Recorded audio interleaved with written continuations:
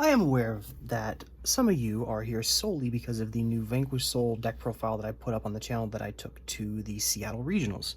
A handful of you inside of the comments of that video requested that I go in depth on some combos, some siding patterns that I used for the event, and more general tips and tricks about how this deck functions. Well, here it is. We'll start very basic. We'll do basic 1 to 2 card combos, showing you the concept of how the deck works. Then we'll get into basic test hands, see if that can drive out any intricacies to be able to be shown. And then, of course, we'll talk about how to go against particular hand traps along the way. And then once we're done, we'll talk about different siding patterns that I use for this event. So, most bare bones combo in this deck is just Raisin plus a Dark. Could be any dark in the game. Could be Brow Bozo of the Dark Lore or Dark World. It can be Mad Love. It can be anything you want, as long as it's just a dark monster plus Raisin. So, first things first. With this deck, zoning matters a lot. Where you place your cards is extremely important in being able to optimally clear cards on your opponent's board, specifically because of Raisin. Raisin has this wonderful thing where he can send cards that are in the same column as him to the graveyard. So what you do is most times you want to prioritize putting them in EMZ columns, specifically because those are the places where your opponent is almost guaranteed to put cards. And because this deck has a link 1 that basically locks off that zone, you can guarantee what zone your opponent's going to summon in. So keeping that in mind while we're playing is something that you should be very aware of. Anyway, we'll start very basic, normal Raisin. Raisin will get you to the Holly Sue. We'll go link 1, effect of rock to add back. We'll add back the Vanquish Soul Raisin to hand. There you go, you got fire, dark in hand, so you go over Holly Sue effect, special summon the Raisin, or special summon itself by revealing the Raisin. And you go Holly Sue, fire, dark. Now, your opponent has a few options here. You've already droll checked them, so you know that the Mad Love is still alive. Your opponent is likely also going to Foolos you on normal summon of Raisin if they want to get any value. There's 2 different lines you can do from there. There's the line I'm about to show you, which plays directly into Foolos, and then there's the line that does not play into Foolos. That line is very different, but we'll get into both. We'll start with the playing into Foolos line. This line also gets you into your canine package. You'll get the Jowlong here. This also presumes that if you've not used your normal summon, you can search Naroi off of the Izun, or the Ripper we're about to make. And you go Ripper, detaching Holly Sue. Now, this line differs depending on what's in your hand. Of course, you're playing with a 5-card hand, and Vanquish Soul does not particularly have any set-in-stone 1-card combos that allow you to pivot. You still need to keep in mind what's in your hand. Assuming you have another level 5 in hand, it could be anything. It could be Cyber Dragon, it could be Red Layer, it could be a friggin' Spell Canceller if you're one of them. And you've not used your normal summon, you're going to search Jokul. If you've not used your normal summon, you search Naroi here. Now, for the purposes of this, we obviously normal summon the Raisin, so we can't use Naroi to search, or to do its effect. So what you'll do is, assuming you have another level 5 in hand, you'll go Jokul effect, revealing both. Jokul effect to search Lantern. You'll do these 2 into the Nash Knight, keeping in mind that you want to keep your EMZ zones clear. You'll go Nash Knight effect, detaching, putting the 104 underneath it, and then you'll make C Nash Knight here. Now, before you go into C104, it's important that you resolve the Lantern first. You're already not worrying about nibs, so don't worry about any particular hand traps at this point, because you have the Ripper on the field. So you go Lantern effect, special itself, and Naroi, or whatever attribute you have. You can summon back the Jokul if you wish, doesn't really matter. You can do these 2, keeping the EMZ zone clear for another, for Valen, or you can do like another C Nash Knight if you're using my exact list. And then what you do not want to forget to do is use Lantern effect, because Lantern gets you to Case. Case will use its effect to search for whatever attribute you don't have. We only have Earths that are available right now, or not available right now, so we'll add a Zuna to hand. Now you want to use the C Nash. The C Nash, detaching Nash Knight, don't ever detach 104 because you need to have it underneath it to make the C104 useful. On summon, effect pop Case. Case effect, set the quick play spell from deck. And there you go. This is the most bread and butter combo this deck can do. This board represents a negate, what's called, what's the term? Oh my god, my brain is going away. A hand or grave negate, and then a Valen, or this could be a Nash Knight or other rank 5 of your choosing, and then the quick play spell. The rock will also, on your opponent's turn, add back the Holly Sue. So you have Holly Sue in hand as well for all the follow-up in the world. So that is the most bread and butter basic combo this deck does. It's a little bit dependent on what's in your hand, of course. Vanquish Soul is one of those decks that you can't just, like, one card go and do everything in the game. I mean, this isn't Snake Eye after all. However, there is another way to play that hand. Fulos is really popular in the format right now. So, assuming that our opponent is going to Fulos us, I will show you the most basic combo this way. This time we'll start with Mad Love. It's essentially the same combo, except the only difference is what attributes you need in hand. So, for this example, we'll have Mad Love and then Fire in the hand. We'll use Jiaolong, for example, because we're going to need to have a level 5 to reveal off of the Jokul regardless. Now, Mad Love obviously loses to a lot more than Raisin does. Raisin only loses to Ash, Imperm, Valor. This loses to Ash, Imperm, Valor, and Droll. You also cannot pivot as well as you can with Raisin, because with Raisin, you can go Raisin if it gets negated in any way. You can go Rock, then on your opponent's turn, summon the Raisin, and then potentially play that way. You can't do that with Mad Love, because it only searches spells. So even if this gets interrupted and you want to do Mad Love on your opponent's turn, you still can't be able to play very hard because you have to get the field spell, which is obviously not useful on your opponent's turn. So keep that in mind while you're playing. This can also be Stake Your Soul if you wish to do what other line that doesn't require a normal summon. But for this sake, we'll go normal Mad Love, effect to search the field spell. Now, obviously, if your opponent had Droll, this is where they would Droll you. But we're assuming they don't have Droll because they have a Fulos in hand and they want to resolve that Fulos. If your opponent has a functioning brain, they are going to Fulos you here because they know that the Mad Love is going to need to be turned into a rock, which will replace the Fulos that they pitched, at least guaranteeing a break even. Now, this deck does not need to go hard into Fulos, and we're going to show you how. We'll go start, target Mad Love, adding the Holly Sue, which is right here. We will then go link 1 for Rock, add back the Mad Love. Now your opponent's already drawn 1 card. We'll go Holly Sue effect, revealing the Mad Love, and then we'll go chain link 1 Holly Sue, revealing these two special from deck. Also keep in mind, because we opened the Jiaolong, we can pivot this into canines without worrying too much about follow-up. But we are under Fulo, so we don't really want to go into the canine combo just yet. Here, we'll special summon the Raisin. Raisin effect will add Heavy Borger to hand. And then we'll use Heavy Borger targeting the Holly Sue, bouncing it, special itself. And then we have Borger, Raisin, plus Rock, and then in the end phase, you set the trap from deck. I'm not meaning it in my list, but I am citing it. This is the most optimal hand you can do into Fulos. You've given your opponent +1, but you've gone way farther ahead than they have. Borger's going to draw you a card. That's busted. In fact, there's even a smaller combo you can do with the Azuna in hand, now that you've drawn it. But you've also gotten the trap off of the start. The Borger's going to draw you another card in your opponent's turn. Raisin can clear a monster in the EMZ, so like if they're going into, say, I don't know, the Radiant Typhoon Link, this clears it. The trap is obviously busted, and then you have the Rock of the Vanquisher, and you have Holly Sue in hand live, which is super nice, because that's going to get you to Raisin plus a Caesar, which means 2 zones are going to be non-summonable, essentially, because of Raisin. Now, assuming, because we happen to draw Azuna, which is, like, the best thing you could have drawn in this situation, I'm going to show you another little thing you can do with Azuna that plays around the Fulos. So, our opponent's Fulos us. What do we do now? Azuna can special itself. Azuna dump Lupus. Lupus to special itself. We do not need to go into combo here. You can, if you want to give your opponent the extra +1, and then you can go into Ripper. Ripper gets you the Force Release, which is at minimum 2 points of interaction, plus follow-up. I don't usually like to do that because I don't want to give my opponent the extra cards. You can still make an interaction on your opponent's turn.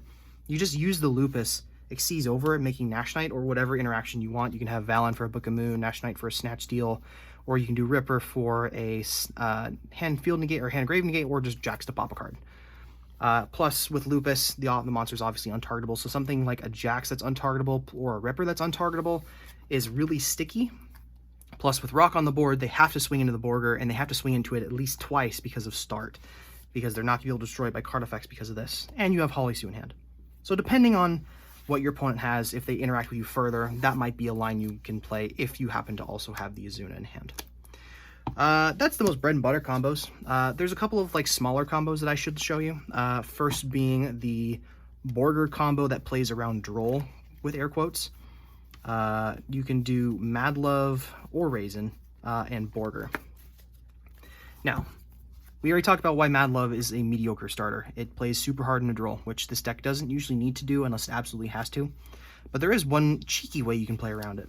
So say you have Borger in hand with Mad Love. Normal to Mad Love, you go Mad Love, Chain Link 1 to search, and then if your opponent does an Imperm, Ash, Veiler, whatever, or even if they do, you can Borger bounce, special, potentially turn off an Imperm or a Veiler, and then resolving the Mad Love, you'll add to hand the start.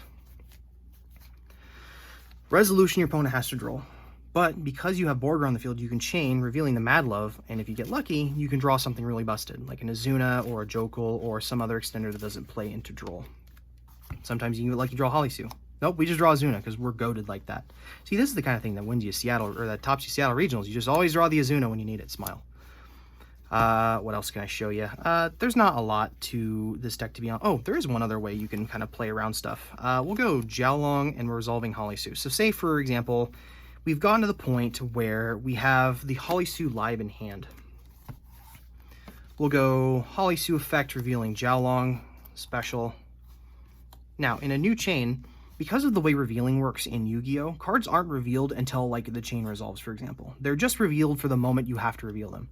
So we'll go Chain Link 1 Jiaolong, revealing itself to special itself, and then we'll go Chain Link 2 Holly Sue, revealing the same Jiaolong and the Mad Love. This means that you get double the value off of the Jiaolong. You're going to summon it. You're going to still summon a dude from deck, so you get like another, like a Raisin here or whatever. Doesn't really matter. And then Jiaolong, and then this can replace the Jiaolong immediately if you want to keep the attributes in hand correct. If you also happen to draw another fire with the Jiaolong plus Holly Sue or any other sort of combination of the bunch, you can always use the Jiaolong to be like double fuel for your stuff. That's also something to keep in mind. Let's see, is there any other basic combos I should show you before doing, like, oh, yes, of course. There is one other combo we should show. We'll show you the Saryuja combo with Noroi. Now, in my list, I'm not playing this combo. I don't think it's particularly good. I would prefer to play literally any other, like, extra deck monster, just because with the Saryuja combo, you have to play 2 Lantern, which is very bricky. And you usually want to center your deck around the Noroi, because the Noroi is such a powerful normal summon in that combo, because you can use Noroi to get to your Vanquish Souls. I just found that that's not mandatory, because the Vanquish Souls with 3 Raisin and 3 Stake Your Soul are already available enough to where that's not an issue. But I should still show you the combo. So this just requires Noroi, your normal summon, and any other fire or any other level 5 in your hand. It can be Jiaolong, it can be Azuna, it can be Lupus, it doesn't matter. So we'll go normal Noroi here, Chain Link 1 Noroi, special from deck. We'll summon the Lantern. And then we'll go Lantern effect to search for Case for Canine. We'll go Case for Canine effect to add the Jokul. Now, we're currently locked into Canines, but we don't worry about that because we're about to make the most broken card in the format right now. Canine 17 Ripper. We're going to go Ripper effect, detaching the monster that's not Lantern. So you don't want to do that because you can't Lantern summon back Lantern. Here, you're going to search for Lantern. And this is why you need the second one, because you need the second one in deck. In the previous format, when we had 3 Jokul, you would always just summon the Jokul off the Noroi, because Noroi or Jokul you actually want to see in your opening hand. Lantern you don't. That's part of why I don't like this combo, because it requires you to play a brick that's otherwise unnecessary in any other combo. Anyway, we'll go Lantern effect special Noroi, and then we'll go Jokul effect revealing itself in Jiaolong. Jokul will then get a search for just like an Azuna or something. And then with the rest of your hand, or with this, you just go into Saryuja. And then Saryuja is going to draw you 4 cards and you're going to sculpt from there. If you get like Mad Love, that's one of the best. Mad Love or Raisin is one of the best things you can hit, because you can go, if you draw them plus your opposite attribute, it's extremely solid. You can do basically the same combo I just showed you, except instead of normaling them, you just special them off Saryuja. That combo is really potent, and I do think that is something worth considering when you're playing Vanquish Soul K9. I just don't personally care for it because I've deck built in such a way where I don't need to worry about drawing into Vanquish Souls. And even if I happen to open no Vanquish Souls, I've usually opened some amount of K9. This deck can't really brick on just non-engine unless you just get super, super unlucky. So that's the way I've just decided to build, but that is a combo that you should keep in mind when playing K9 Vanquish Soul. So that is all the linear combos. Let's show you a couple of test hands and then we'll talk about siding patterns. Alrighty, alright. Show me a good hand. Show me a good hand. Let's see. 1, that's already a good start. 2, 3, 4, 5. This hand's nice. So let's show you the way Vanquish Soul plays when you don't need a normal Raisin. Stake Your Soul is the busted card in your deck, so we're gonna go Stake Your Soul, reveal Ash Blossom. In this situation, just as like a technical play thing, I would not reveal the Raisin because you can use Stake Your Soul to bait the Ash Blossom in your opponent's hand. If you're revealing Ash, they could potentially think, oh, he doesn't have Raisin or he doesn't have Jiaolong. That means he doesn't likely have any Vanquish Souls, otherwise he would reveal them off the stake. So you could potentially bait an Ash Blossom that way. Assuming that they're not going to Ash it though, you're going to special summon the Jiaolong here. You'll then go Jiaolong, revealing 2 fires, Raisin and Ash Blossom. And of course, if they Ash this, you can normal the Raisin and then punish that whole play. So here, you're probably going to get the Holly Sue, just so you don't have to do it later. This also plays really well into Droll, because if they Droll you, you're still fine, because you have the Holly Sue, special Raisin, then you can have K9 stuff there, or you can just go link 1, add back the Jiaolong, and then on your opponent's turn, special out the Raisin, search the Dark, and then the Holly Sue Fire Dark is live. We'll go Holly Sue, reveal Raisin, and then we'll normal the Raisin. Keep in mind, EMZ column, you don't really want to put that anywhere else. Adding a Dark to hand, so we'll add the Borger, just in case we need to play into Imperm. We probably don't at this point, because if they did, they probably would Imperm this or this. And then you'll go Fire Dark on the Holly Sue, special out the Mad Love,